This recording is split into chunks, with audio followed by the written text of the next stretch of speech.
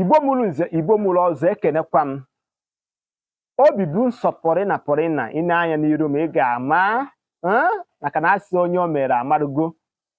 Ana m ekenegodi Chukwu okike, kene ajiara nke mụ na gị na-abụ na-ame gịnị azọdụ ọkpa, kenezikwa mmadụ ibe anyị maka na ọ bụ mmadụ ka eji aga. That finally na kcee and Ojazzy have reconciled. Na fe ekpezigo. O gosi na kcee na-anụ okwu ndị mmadụ. O gosi na kcee bụ nwa amaala Igbo. O gosi na kcee bụ onye nwere ọgụgụ isi na akọ na uche, ṅụrụ mmiri ala nne ya afọ. Eziokwu eziokwu. Nke bụ na kcee bịara na birthday Ojazzy iji gosi gị na ife anyị dị ọnụ gụrụ n'egwu n'Igbo bụ ofu. Nwa mmụọ emenwude nwa mmadụ, ma nwa mmadụ emenwude nwa mmụọ. Ekenere gị kcee Ipopo. At least you have signed Ojazzy as a member of the 5-star music entertainment.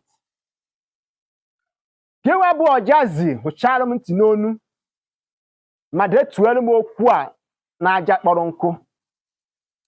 Ndị be anyị si na nwata fee eze, eze rue ya aka. Na ọ bụ ihu kpunu bụ ikpere na-abụ ka nwa ewu ji aṅụrụ nne ya ara. Ihe nwere ike ịgwadowe gị dịka nwanne m nwoke bụkwa onye ntọrọ atọ, hapụ na ọ bụ ije ụwa. O nwere ndị Chineke nyere ọgụgụ isi. Knowledge bụ mmụta ka a na-eji amụta ya, mana ọgụgụ isi anyị dị. Daalụ kcee na ana ka o nwee ike ibuli gị n'elu.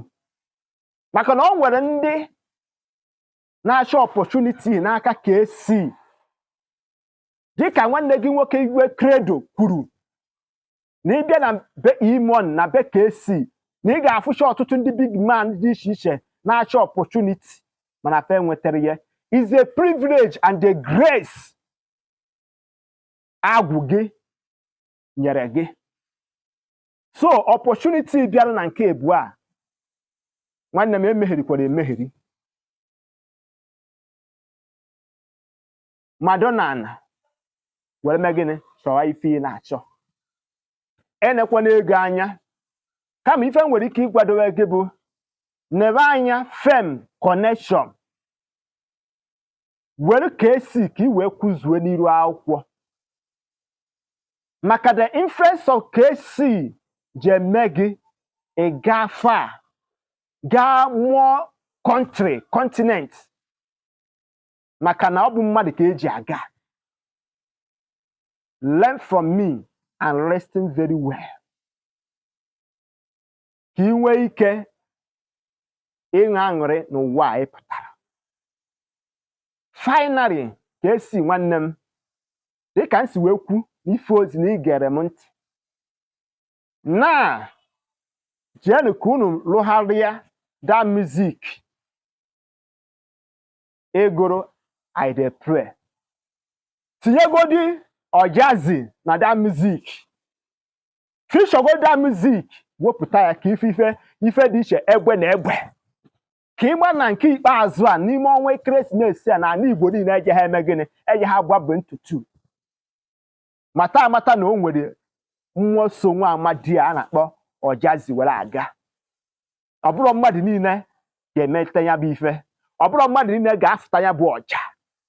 Many have tried ịma ife result. Ọ gwụsịkwa ka ọ ha n'onu ire eme anyị ifu na obi bụ so aṅụrị. Asịkwa m ndị Igbo, Igbo makanụ. Biko nwanne m nwoke ife ozi a ga arụ gbasara ya. Gaa tinyere m aka na my YouTube page. Banyere m igwe ozi gị oge ọbụla m wejere ife ozi ka ijefu ya. Gwa m ebumnobi gị n'ozi edemede. Chetakwa na ikwu amarọ ọ bụ ibe ga-ezi ya. Igbo anyị ga-adị. Ndị be anyị ndewonu.